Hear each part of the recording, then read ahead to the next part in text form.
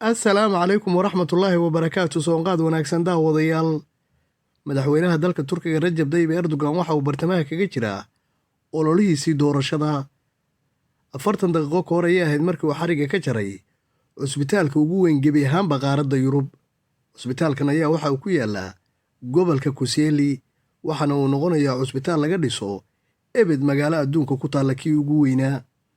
madaxweyne erdogan khudbad kooban uu ka jeediyey furitaanka cusbitaalka waxa uu sheegay in dalka turkiga haatan kadib aan looga baahnayn inuu daweeyo muwaadiniintiisa oo keliya, balse looga baahan yahay dowladda turkigu inay daweyso dadyowga adduunka oo dhan. waxa uu sheegay dadyow badan inay jiraan haatan adduunka oo arrimaha caafimaadkooda u doorta dalka turkiga. taasuna waxa uu sheegay waa tan ku khasabtay dowladda turkigu inay hanti gashato dhanka caafimaadka. waxa uu sheegay dalka turkiga inay yimaadaan dalxiisayaal aad u fara badan oo u yimaada sababo kala duwan oo caafimaadka la xidhiira.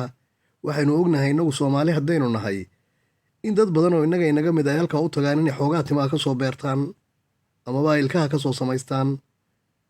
labadaa qudhadoodu waa kuwo ka mid ah caafimaadka. mashruucan cusbitaalka uu horeyba fikraddeeda madaxweyne erdogan u lahaa ayaa waxa uu noqonayaa mid haddii allaha awoodda la ogolaado wax weyn ka tara erdogan dib u soo doorashadiisa, maadaama uu yahay ninka tartamaya ninka waxaasoo mashaariic oo horumarineed dadkiisa u keenay, halka mucaaradiinta la tartamaya ay yihiin kuwo aan ankee wax qorsho a lahayn marka laga reebo cadaawad ay u muujinayaan ninka habeen iyo maalinba ku howlan dalkooda inuu u dhiso. innaguse daawadayaal, sidii caadadaynoo ahaydba waxaynu allaheenna awoodda le ka baryaynaa inuu dacooyinkeenna inaga ajiibo bisha Rabadaan, madaxweyne erdoganna ka dhigo kadib loo doorto.